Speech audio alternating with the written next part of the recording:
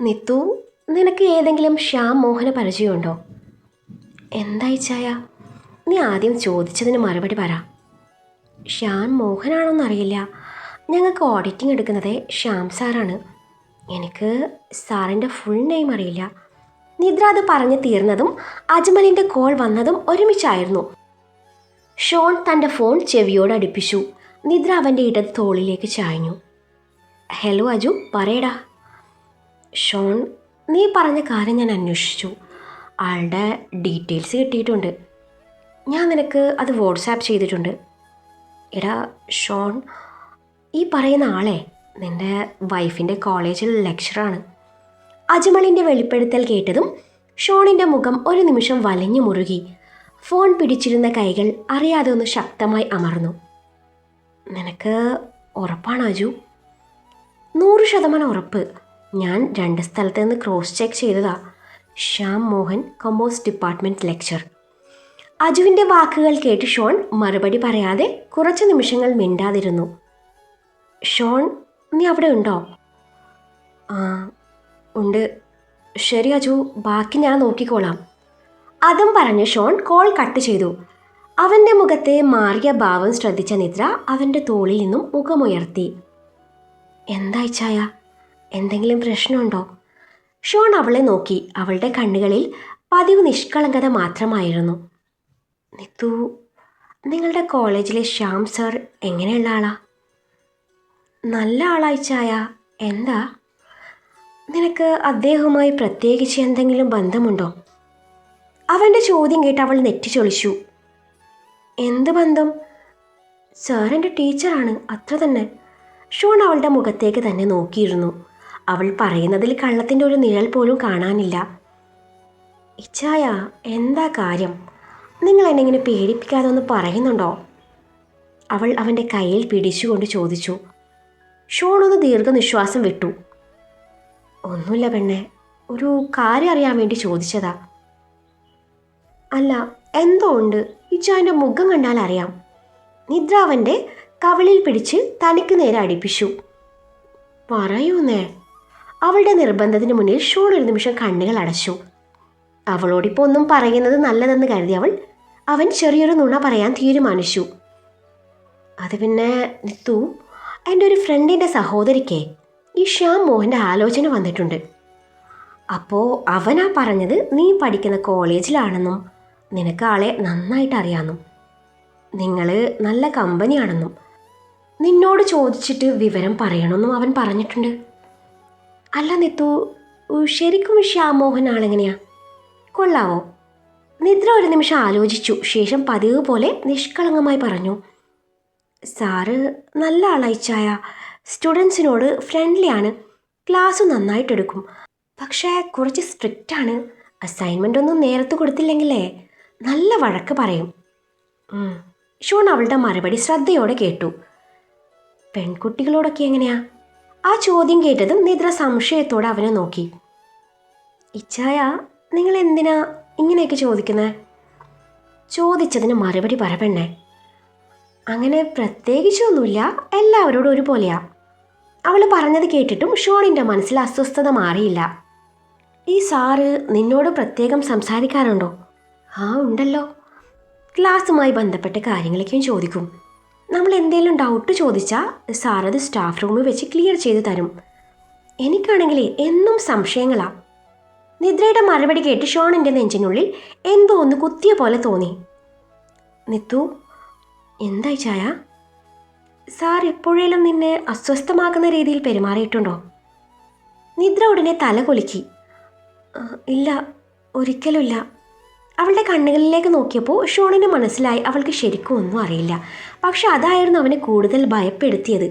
അജ്മൽ കണ്ടെത്തിയ വിവരങ്ങളും ശ്യാം മോഹൻ്റെ പേര് വീണ്ടും വീണ്ടും നിദ്രയുടെ ജീവിതവുമായി ബന്ധപ്പെട്ട് വരുന്നതും ഇപ്പോൾ അവളുടെ നിഷ്കളങ്കമായ ഈ മറുപടികളും എല്ലാം കൂടി അവൻ്റെ മനസ്സിൽ ഒരു വിചിത്രമായ സംശയം വളർത്തിക്കൊണ്ടിരുന്നു.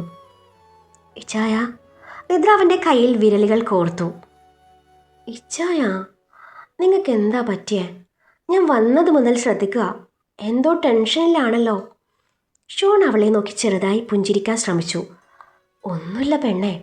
അവന് പറഞ്ഞെങ്കിലും അവൻ്റെ കണ്ണുകൾ അറിയാതെ മേശപ്പുറത്ത് കിടന്ന ഫോണിലേക്ക് നീങ്ങി. അജ്മൽ അയച്ച വാട്സാപ്പ് മെസ്സേജിൽ ശ്യാം മോഹൻ്റെ അഡ്രസ്സും വിവരങ്ങളും കാത്തു കിടക്കുകയായിരുന്നു. അതെ, പിന്നെ ഇച്ചായ, ഈ ശ്യാം സാറിനോടെ കോളേജിലെ മിക്ക പെൺപിള്ളേർക്കും ക്രഷാ. അത്രയ്ക്കും ഹാൻസമാണ് പുള്ളി. കുറുമ്പോട് അത് പറഞ്ഞുകൊണ്ട് നിദ്ര അവൻ്റെ കാതോരം പതിയെ കടിച്ചു. പക്ഷെ അവൾ പ്രതീക്ഷിച്ചതുപോലെ ഷോൺ ചിരിക്കുകയോ അവളെ വാരിപ്പുണരുകയോ ചെയ്തില്ല. അവൻ്റെ താടി മുറുകുന്നത് നിദ്ര ശ്രദ്ധിച്ചു. ഇച്ചായ, എന്താ? ഒന്നുമില്ല. കള്ളം. നിദ്ര അവൻ്റെ മുഖം തന്നിലേക്ക് അടുപ്പിച്ചു അവൻ്റെ കണ്ണിലേക്ക് നോക്കി. ഇച്ചായന് അസൂയ വന്നല്ലേ? അവളുടെ ചോദ്യം കേട്ട് ഷോൺ അവളെ ഒന്ന് തുറിച്ചു നോക്കി. എനിക്കെന്തിന് അസൂയ വരണം? അയ്യോ, മുഖം കണ്ടാൽ അറിയാം. അവൾ ചിരിച്ചു. കോളേജിലെ പെൺകുട്ടികൾക്ക് ക്രഷ് ഉണ്ടെന്ന് പറഞ്ഞതല്ലേ, അതിനാണോ? നിത്തു. ഷോണിൻ്റെ ശബ്ദം ഇത്തവണ ഗൗരവമായിരുന്നു. നിനക്കോ? അവൻ ചോദിച്ചു. എനിക്കോ? എന്താ? നിനക്കും ക്രഷ് ഉണ്ടായിരുന്നോന്ന്? ആ ചോദ്യം കേട്ടതും നിദ്രയുടെ ചിരി നിന്നു. ശേഷം അവൾ അവൻ്റെ മുഖത്തേക്ക് നോക്കി പൊട്ടിച്ചിരിച്ചു. ദൈവമേ, ഇതായിരുന്നോ ഇത്രയും നേരത്തെ ചോദ്യം ചെയ്യല്? മറുപടി പറ നിത്തു. ഇച്ചായ. നിത്തു. അവൻ്റെ ശബ്ദത്തിൽ നിർബന്ധം മനസ്സിലായപ്പോൾ അവൾ ചുണ്ടു കൂർപ്പിച്ചു. ആദ്യമൊക്കെ കോളേജിൽ ചേർന്ന സമയത്തെ എല്ലാവരും പറയുമായിരുന്നു സാർ ഹാൻഡ്സ് ആണെന്ന്.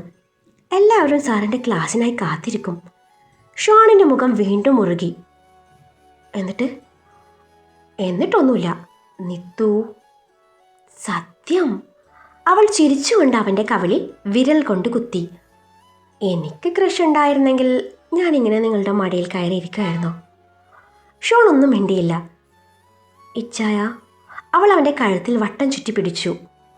ഇച്ചായ. അവൾ അതും പറഞ്ഞ് അവൻ്റെ കഴുത്തിൽ വട്ടം ചുറ്റി പിടിച്ചു. എൻ്റെ കോളേജിലെ മുഴുവൻ പെൺപിള്ളേർക്കും ശ്യാം സാറിനോട് ക്രഷ് ഉണ്ടാകാം. അവൾ അവൻ്റെ നെഞ്ചിൽ തല ചായ്ച്ചു. പക്ഷേ എനിക്ക്... അവളൊന്ന് നിർത്തി. ഷോണിൻ്റെ ഹൃദയമിടിപ്പ് അവൾക്ക് വ്യക്തമായി കേൾക്കാമായിരുന്നു. എനിക്ക് ഒരാളോട് മാത്രമായിരുന്നു ക്രഷ്. അവൾ തല ഉയർത്തി അവൻ്റെ കണ്ണിലേക്ക് നോക്കി. അത് ഇന്നും മാറിയിട്ടില്ല. ആ വാക്കുകൾ കേട്ടതും ഷോണിൻ്റെ നെഞ്ചിൽ കെട്ടിക്കിടന്ന ഭാരം അല്പം കുറഞ്ഞു. പക്ഷെ ശ്യാം മോഹനെക്കുറിച്ചുള്ള സംശയങ്ങൾ പൂർണ്ണമായും അകന്നില്ല. കാരണം നിദ്രയുടെ നിഷ്കളങ്കതയിൽ അവന് സംശയമില്ലായിരുന്നു. അവൻ ഭയന്നത് മറ്റൊന്നിനെയായിരുന്നു. നിദ്രയറിയാതെ മറ്റാരെങ്കിലും അവളുടെ ജീവിതത്തിലേക്ക് കടന്നു വരാൻ ശ്രമിക്കുകയാണോ എന്ന ഭയം. അവളെ കൂടുതൽ ചേർത്ത് പിടിക്കുമ്പോൾ അവൻ്റെ കണ്ണുകൾ വീണ്ടും ഫോണിലേക്ക് നീങ്ങി. വാട്സാപ്പിൽ അജ്മൽ അയച്ച മെസ്സേജ് ഇപ്പോഴും തുറക്കാതെ കിടക്കുകയായിരുന്നു. ഇച്ചായ. നിദ്ര ഷോണിൻ്റെ തോളിൽ തല ചായ്ച്ചുകൊണ്ട് വിളിച്ചു. അവൻ്റെ മനസ്സ് മറ്റെവിടെയോ ആയിരുന്നു. ഇച്ചായ. ഇത്തവണ അവൾ അവൻ്റെ കവിളിൽ കടിച്ചു. ഇച്ചായ. നിദ്ര വീണ്ടും അവൻ്റെ കവിളിൽ കടിച്ചു. ഷോണിന്ന് ഞെട്ടി ചിന്തകളിൽ നിന്ന് തിരികെ വന്നു. ആ പെണ്ണെ, എന്താ കടിച്ചു തിന്നാൻ നോക്കുന്നു? ഞാൻ 5 പ്രാവശ്യം വിളിച്ചു. അവൾ അവൻ്റെ കണ്ണിലേക്ക് നോക്കി ചുണ്ടു മലർത്തി. എവിടെയായിരുന്നു മനസ്സ്? എവിടെയോ ഇല്ല.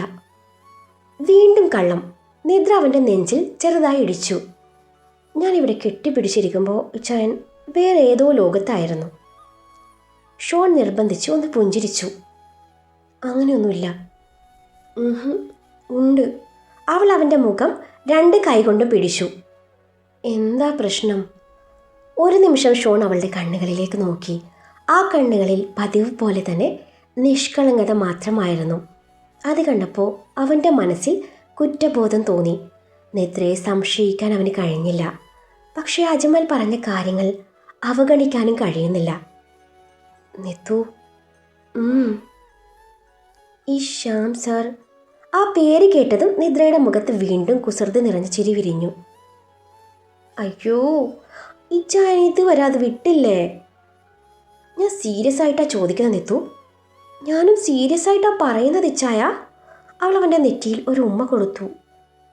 എനിക്ക് ശ്യാം സാറേ നല്ല ടീച്ചറാണ്, അത്രേ ഉള്ളൂ. അത്രേ ഉള്ളൂ? അതെ. അവൾ അവൻ്റെ മൂക്കിൽ വിരൽ കൊണ്ട് തട്ടി. എൻ്റെ കെട്ടിയോൻ നല്ല അസൂയക്കാരനാണല്ലേ? ഞാൻ അസൂയക്കാരനൊന്നുമല്ല. പിന്നെ പിന്നെ ഞാൻ നിന്നിൽ കുറച്ച് ഓവർ പ്രൊട്ടക്റ്റീവാണ്. ആ മറുപടി കേട്ടതും നിദ്രയുടെ കണ്ണുകൾ മൃദുവായി. അത് എനിക്കറിയാം. അവൾ പതിയെ അവൻ്റെ കവിളിൽ തല ചായ്ച്ചു. പക്ഷേ ചിലപ്പോൾ പേടിയാവുന്നു ചായ. എന്തിന്? നിങ്ങളിങ്ങനെ എന്തെങ്കിലും മനസ്സിൽ വെച്ച് നടക്കുമ്പോൾ. അവൾ അവൻ്റെ കയ്യിൽ വിരലുകൾ കോർത്തു. നിങ്ങൾ എന്നോട് പറയാതെ വിഷമിക്കുമ്പോൾ. ഷോൺ ഒരു നിമിഷം മിണ്ടാതിരുന്നു. ശേഷം അവളെ കൂടുതൽ ചേർത്ത് പിടിച്ചു. സോറി, അവൻ പറഞ്ഞു. സ്വീകരിച്ചു. അവൾ ചിരിച്ചു. പക്ഷെ ഒരു കണ്ടീഷൻ. എന്താ? ഇനി ശ്യാം സാറിനെ കുറിച്ച് ചോദ്യം ചെയ്യലില്ല. അതെന്താ? ഇല്ല, അത്ര തന്നെ. അവൾ അവൻ്റെ ചുണ്ടിന് മുകളിൽ വിരൽ വെച്ചു. കാരണം എൻ്റെ crush, love, husband, best friend എല്ലാം ഒരാൾ തന്നെയാണ്. ഷോണിൻ്റെ ചുണ്ടിൽ അറിയാതൊരു പുഞ്ചിരി വിരിഞ്ഞു.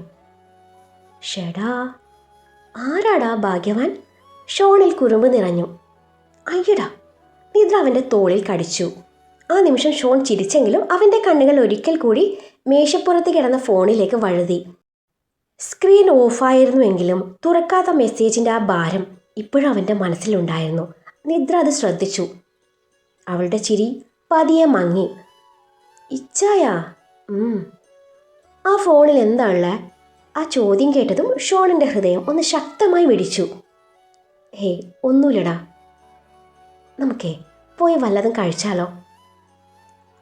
അവളുടെ മുഖത്തേക്ക് വീണ് കിടക്കുന്ന മുടിയിഴകൾ വിരലുകളാൽ മാടിയൊതുക്കിക്കൊണ്ട് ഷോൺ പറഞ്ഞു. എന്നാൽ അവൻ്റെ കണ്ണുകൾ ആ നിമിഷം മുഴുവൻ അവളുടെ മുഖത്തായിരുന്നു. പതിയെ ആ നോട്ട് അവളുടെ അധരങ്ങളിൽ ചെന്ന് നിന്നു. ആ നോട്ടത്തിൻ്റെ അർത്ഥം മനസ്സിലായതും അവളുടെ ഉള്ളിലാകെ ഒരു വിറയൽ പടർന്നു. ഞാൻ എപ്പോഴാ വീട്ടിലേക്ക് വരണ്ടേ? ഇന്ന് കൂടെ വന്നോട്ടെ? അവൻ്റെ ശ്രദ്ധ മാറ്റാനായി അവൾ വേഗത്തിൽ ചോദിച്ചു. അത് വേണ്ട, ഞാൻ പറയാം. മറുപടി പറയുമ്പോഴും അവൻ്റെ കണ്ണുകൾ അവളുടെ അധരങ്ങളിൽ നിന്നും മാറിയില്ല. ആ നോട്ടം താങ്ങാനാവാതെ അവൾ ഒന്ന് കണ്ണുകൾ താഴ്ത്തി. അവരുടെ ഇടയിൽ ഒരു നിമിഷം നിശബ്ദത നിറഞ്ഞു. ശേഷം ഷോൺ തൻ്റെ വിരലുകൾ കൊണ്ട് അവളുടെ അധരത്തിൻ്റെ അരികിൽ പതിഞ്ഞിരുന്ന ഒരു മുടി പതിയെ മാറ്റി. അവൻ്റെ സ്പർശനം ഏറ്റതും അവളുടെ ശ്വാസം ഒന്ന് തെറ്റി. ഇച്ചായ, അവൾ പതിഞ്ഞ സ്വരത്തിൽ വിളിച്ചു. എന്നാൽ ആ വിളിയിൽ തന്നെ അവളുടെ ഹൃദയമിടിപ്പിൻ്റെ താളം വ്യക്തമായിരുന്നു. ഇരുവരുടെയും അധരങ്ങൾ തമ്മിലുള്ള അകലം കുറഞ്ഞു വന്നു. അവൻ്റെ നിശ്വാസം അവളുടെ മുഖത്ത് തട്ടി. ആ നിമിഷം നിദ്രയുടെ ഹൃദയം നിയന്ത്രണം വിട്ട് മിടിക്കുകയായിരുന്നു. അവളുടെ വിരലുകൾ അറിയാതെ ഷോണിൻ്റെ ഷർട്ടിൽ മുറുകെ പിടിച്ചു. ഇച്ചായ, അവൾ വീണ്ടും പതിഞ്ഞ സ്വരത്തിൽ വിളിച്ചു. ആ വിളി കേട്ടതും ഷോൺ ഒന്ന് പുഞ്ചിരിച്ചു. അവൻ്റെ നെറ്റി പതിയെ അവളുടെ നെറ്റിയിൽ ചേർന്നു. എന്താ? അവൻ മൃദുവായി ചോദിച്ചു. ഒന്നുമില്ല, അവൾ കണ്ണുകൾ അടച്ചുകൊണ്ട് പറഞ്ഞു. അവരുടെ ഇടയിൽ വാക്കുകളേക്കാൾ ഏറെ സംസാരിച്ചത് നിശബ്ദതയായിരുന്നു. അല്പനേരം അവളെ നോക്കി നിന്ന ശേഷം ഷോൺ അവളുടെ നെറ്റിയിൽ ഒരു സ്നേഹചുംബനം നൽകി. അതായിരുന്നില്ല അവൾ പ്രതീക്ഷിച്ചത്. അവൾ അത്ഭുതത്തോടെ അവനെ നോക്കി. എന്താ ഇങ്ങനെ നോക്കുന്നേ? അവൻ ചിരിയോടെ ചോദിച്ചു. ഞാൻ വേറൊന്നാ വിചാരിച്ചേ, അവൾ നാണത്തോടെ പറഞ്ഞു. അറിയാം, അവൻ കുറുമ്പോടെ മറുപടി നൽകി. അവളുടെ കവിളുകൾ ചുവക്കുന്നത് കണ്ടതും അവൻ്റെ ചിരി ഒന്നുകൂടെ വിടർന്നു. വാ, ആദ്യം നമുക്കെന്തെങ്കിലും കഴിക്കാം. ഇല്ലെങ്കിലേ വിശന്നിട്ട് ഞാൻ നിൻ്റെ ചുണ്ടുകൾ മാത്രമല്ല നിന്നെ തന്നെ അങ്ങ് കടിച്ചു തിന്നു. അവൻ്റെ വാക്കുകൾ കേട്ടതും അവൾ അവൻ്റെ നെഞ്ചിലേക്ക് മുഖമൊളിപ്പിച്ചു. നിദ്ര അവൻ്റെ മടിയിൽ നിന്നും എഴുന്നേറ്റു. ഷോൺ തൻ്റെ വസ്ത്രവും മുടിയും ഒക്കെ നേരെയാക്കി തൻ്റെ ഫോണും പോക്കറ്റിലിട്ട് അവളുമായി അവിടുന്ന് ഇറങ്ങി നടന്നു. ഇതേ സമയം ജിതിന് ആക്സിഡൻറ്റ് പറ്റിയ വിവരം അറിഞ്ഞ് അവനെ കാണാനായി ഹോസ്പിറ്റലിലേക്ക് വന്നതായിരുന്നു നിധി. ഹോസ്പിറ്റലിൻ്റെ മുന്നിലെത്തിയതും അവളുടെ കണ്ണുകൾ അപ്രതീക്ഷിതമായൊരു കാഴ്ചയിലുടക്കി നിന്നു. പ്രധാന കവാടത്തിലൂടെ പുറത്തേക്ക് ഇറങ്ങി വരികയായിരുന്നു ഷോണും നിദ്രയും. നിദ്ര ഷോണിൻ്റെ കയ്യിൽ മുറുകെ പിടിച്ചിരുന്നു. എന്തൊക്കെയോ പറഞ്ഞ് ഇരുവരും ചിരിച്ചുകൊണ്ട് നടക്കുകയാണ്. അവരുടെ മുഖങ്ങളിലെ ആ സന്തോഷം കണ്ട നിമിഷം നിദ്രയുടെ മുഖത്ത് എന്തൊക്കെയോ ഭാവങ്ങൾ മിന്നിമറഞ്ഞു. അവൾ സ്വാഭാവികമായി ഒരു തൂണിൻ്റെ മറവിലേക്ക് മാറി നിന്നു. ഷോണും നിദ്രയും കാറിൽ കയറി. കാറിലെത്തിയതും ഇരുവരും എന്തോ പറഞ്ഞു ചിരിക്കുന്നുണ്ട്. ഷോൺ നിദ്രയിലേക്ക് ചാഞ്ഞു. അവൻ അവളുടെ കഴുത്തിൽ മുഖമുരസുന്നുണ്ട്, ചുംബിക്കുന്നുണ്ട്. ആ നിമിഷം നിധി നോട്ടം മാറ്റി. ഷോണിൻ്റെ കാർ മുന്നോട്ട് നീങ്ങിയതും നിധി ഹോസ്പിറ്റലിനകത്തേക്ക് കയറിപ്പോയി. ജിതിൻ്റെ മുന്നിലിരിക്കുമ്പോൾ നിധിയുടെ കണ്ണുകൾ നിറഞ്ഞൊഴുകി. താൻ കൂടെയുണ്ട് എന്ന പോലെ അവൾ അവൻ്റെ ആ ഒടിയാത്ത ഇടത് കരം കവർന്നു. ആ നിമിഷം അവൻ വല്ലായ്മയോടെ തൻ്റെ കൈ പിൻവലിച്ചു. അടിച്ചത് ആരാണെന്നും എന്തിനാണെന്നും അവന് വ്യക്തമായി അറിയാമായിരുന്നു. അന്നേരം അവന് ചില താക്കീതും കിട്ടിയിരുന്നു. അതിൻ്റെ ഭയത്താൽ അവൻ നിധിയിൽ നിന്നും ഒഴിഞ്ഞു മാറി. ആരാ ജിത്തുവേട്ട ഇത് ചെയ്തേ? നിധി വേദനയോടെ ചോദിച്ചു. ആരാണെന്നറിയില്ല മോളെ, പക്ഷെ ഇവന് അടികിട്ട് വീണിടത്ത് നിന്നും ഒരു സാധനം കിട്ടിയിട്ടുണ്ട്. ജിതിൻ്റെ അമ്മ പറഞ്ഞതും നിധിയുടെ കണ്ണുകൾ സംശയത്തോടെ അവരിലേക്ക് നീണ്ടു.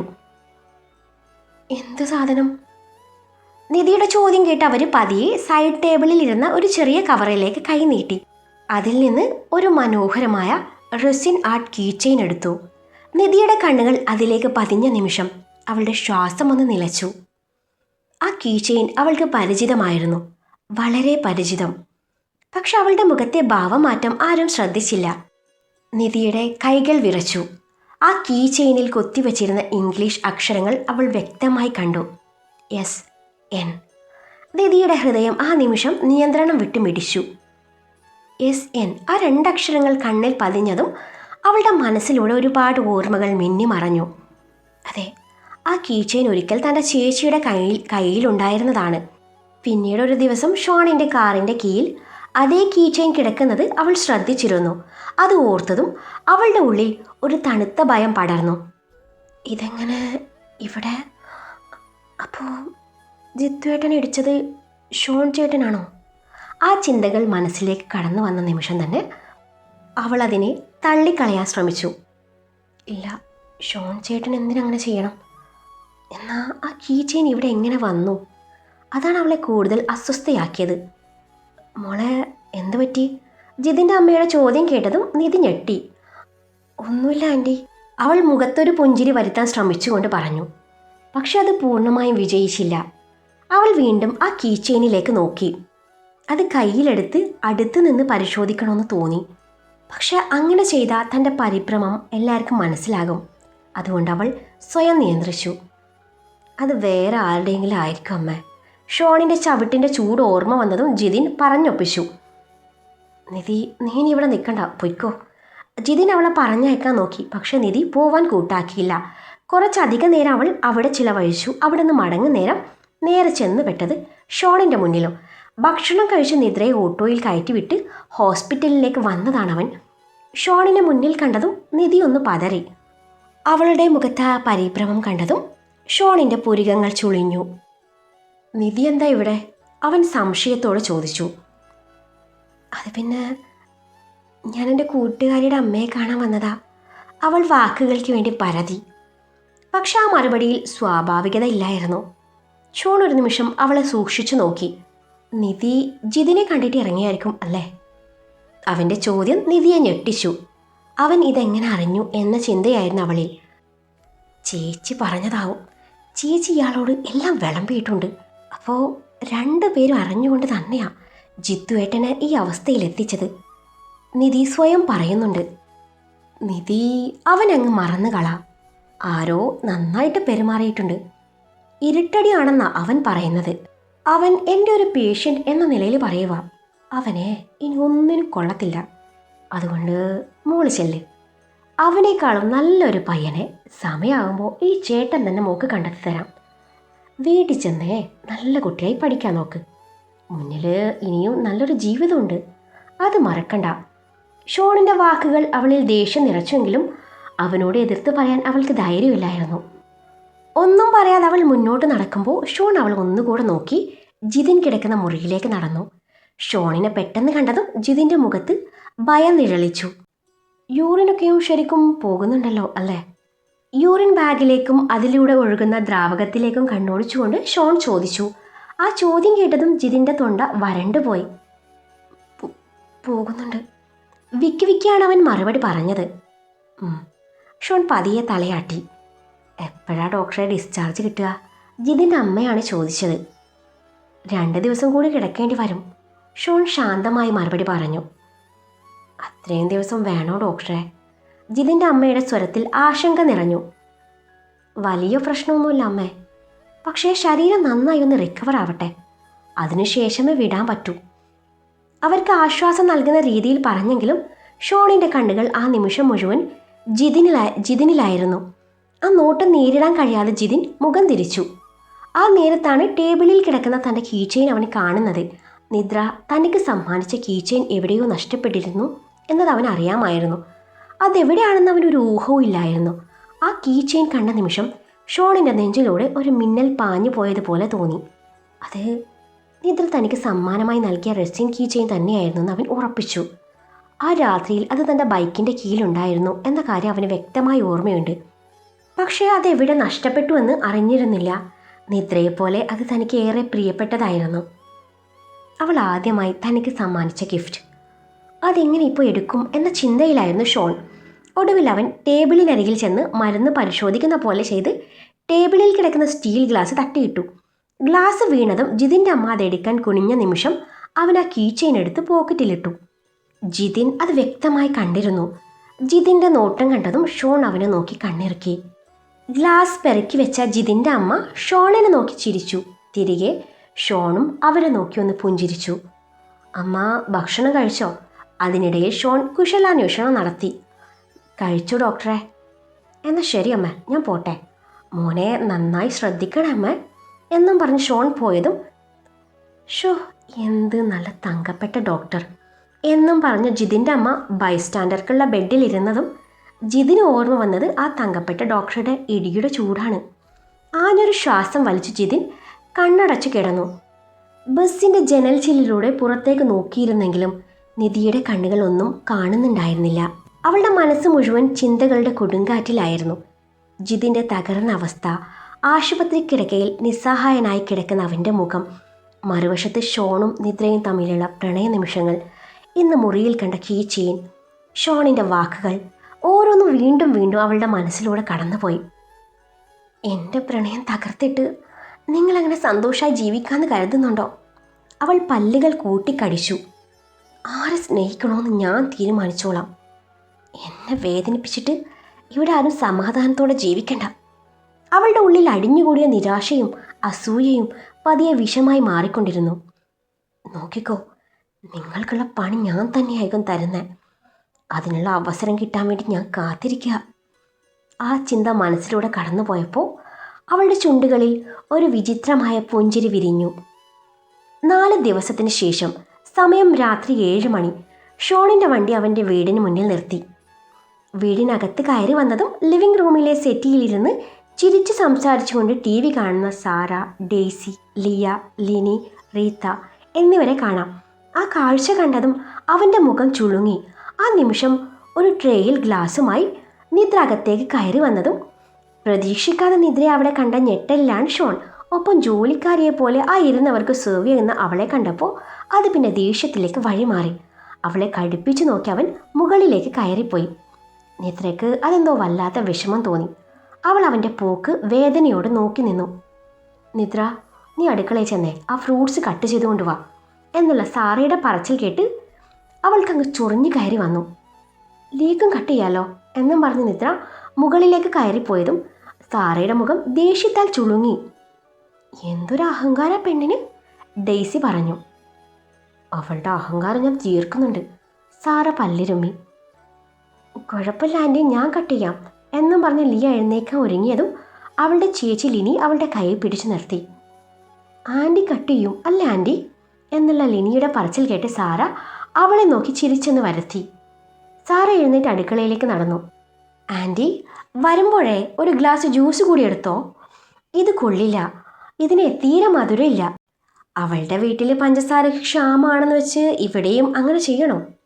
ലിനി പരിഹാസത്തോടെ വിളിച്ച് പറഞ്ഞത് കേട്ട് സാര അവളെ നോക്കി ഒന്ന് ചിരിച്ചു അകത്തേക്ക് നടന്നു. മുറിയിലെത്തിയ നിദ്ര കാണുന്നത് സോഫയിൽ ചാരിയിരുന്ന് കണ്ണടച്ച് കിടക്കുന്ന ഷോണിനെയാണ്. അവൻ്റെ മുഖം വല്ലാതെ മുറുകിയിരുന്നു. നെറ്റിയിൽ തെളിഞ്ഞു നിൽക്കുന്ന ഞരമ്പുകളും ചുണ്ടുകളിലെ കടുപ്പവും അവൻ നല്ല ദേഷ്യത്തിലാണെന്ന് അവൾക്ക് മനസ്സിലാക്കി കൊടുത്തു. വാതിലടയുന്ന ശബ്ദം കേട്ടതും ഷോൺ പതിയെ കണ്ണു തുറന്നു. ആ നോട്ടം നേരെ നിദ്രയിലേക്കായിരുന്നു. അവരെയൊക്കെ സൽക്കരിച്ചു കഴിഞ്ഞു ആവോ? അങ്ങനെ അല്ല ഇച്ചായ, അങ്ങനെ തന്നെയാ. ഷോൺ സോഫയിൽ നിന്നും എഴുന്നേറ്റ് കൊണ്ട് പറഞ്ഞു. ആരുടെയൊക്കെ മുന്നിൽ ട്രേ പിടിച്ച് നടക്കാനും ജ്യൂസ് വിളമ്പാനും അല്ല നിന്നെ ഞാൻ ഇവിടെ കൊണ്ടുവന്നേ. ആ വാക്കുകൾ കേട്ടതും നിദ്രയുടെ കണ്ണുകൾ നിറഞ്ഞു. ഞാൻ ആരെയും സന്തോഷിപ്പിക്കാൻ വേണ്ടി ചെയ്തതല്ല. പിന്നെ അത് പിന്നെ അവിടെ ഇരുന്ന് എല്ലാവരും സംസാരിക്കുമായിരുന്നു. ഞാൻ വെറുതെ മുറിയിലിരുന്ന മോശമല്ലേ എന്ന് തോന്നി.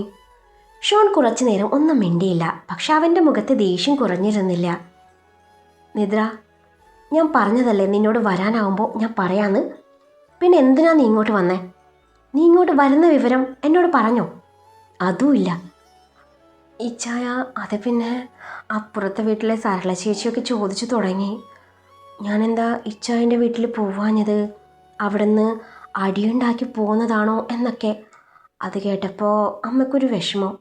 അന്നേരം ഞാനിങ്ങ് പോന്നു. ശരി, അറ്റ്ലീസ്റ്റ് വരുന്ന വിവരം നിനക്കെന്നോട് വിളിച്ച് പറയായിരുന്നില്ല നിത്തു? നിനക്കറിയോ നിത്തു, ഞാനേ റെഡിയായിപ്പോൾ നിൻ്റെ വീട്ടിലേക്ക് വരാനിരുന്നതാ. നിനക്കൊരു സർപ്രൈസ് ആയിക്കോട്ടെ എന്ന് കരുതി പറയാതെ ഇരുന്നതാ. അവിടുന്ന് നിന്നെയും കൂട്ടി അജുവിൻ്റെ വീട്ടിലേക്ക് പോവാനായിരുന്നു പ്ലാൻ. അവൻ്റെ വൈഫ് 7 മന്ത് പ്രഗ്നൻ്റ് ആണ്. ഇന്ന് അതിൻ്റെ ഫങ്ഷൻ നടക്കുന്നുണ്ട്. തിരികെ വന്ന് ഇന്ന് നിൻ്റെ വീട്ടിൽ താമസിച്ചിട്ട് നാളെ നമ്മൾ ഒരു യാത്ര പോവാനായിരുന്നു ഞാൻ ഉദ്ദേശിച്ചത്. ഞാനന്ന് നിന്നോട് പറഞ്ഞില്ലേ, ഒരു കോവിലകം. ഞാനും നീയും മാത്രമുള്ള കുറച്ച് ദിവസങ്ങൾ, ഇത്രയും നാളത്തെ വിരഹവും ദുഃഖവും ഒക്കെ മറക്കാൻ കുറച്ച് നല്ല നിമിഷങ്ങൾ. എല്ലാം നശിപ്പിച്ചില്ല നീ. ഇവിടെ നിന്ന് ഇനി ഒരുമിച്ച് പോകാൻ പറ്റുമെന്ന് തോന്നുന്നുണ്ടോ? ഒരു 100,000 ചോദ്യങ്ങൾ വരും. അന്ന് ഹണിമൂൺ മുടക്കാൻ വേണ്ടി ഇല്ലാത്ത അസുഖം ഉണ്ടാക്കിയ മമ്മി ഇതും മുടക്കാൻ നോക്കും, ഉറപ്പാ. ഷോണിനും തൻ്റെ ദേഷ്യം നിയന്ത്രിക്കാനായില്ല. ഇച്ചായ, ഞാൻ അവൻ്റെ അരികിൽ വന്നുകൊണ്ട് നിദ്ര എന്തോ പറയാൻ വന്നതും ഷോൺ അവളുടെ കൈ തട്ടി മാറ്റി ഡോറും വലിച്ചടച്ചു മുറി വിട്ടിറങ്ങി. അവൻ്റെ വണ്ടി ഗേറ്റ് കടന്നു പോകുന്നത് നിദ്ര മുറിയിലെ ബാൽക്കണിയിൽ നിന്ന് കാണുന്നുണ്ടായിരുന്നു. അവൻ പിണങ്ങിയെന്ന് കണ്ടതും അവൾക്ക് വിഷമം തോന്നി. അവൻ തിരിച്ചു വരുമ്പോൾ എങ്ങനെ അവൻ്റെ പിണക്കം മാറ്റാം എന്ന് ചിന്തിക്കുമായിരുന്നു നിദ്ര. ഓരോന്ന് ഓർത്തുകൊണ്ട് അവൾ വാർഡ്രോബിനരികിലേക്ക് നടന്നു. വാർഡ്രോബ് തുറന്ന് മഞ്ഞ നിറത്തിലുള്ള സാരി കയ്യിലെടുക്കുമ്പോൾ അവളുടെ മുഖത്ത് നാണത്തിൽ കുതിർന്നൊരു പുഞ്ചിരി വിരിഞ്ഞു.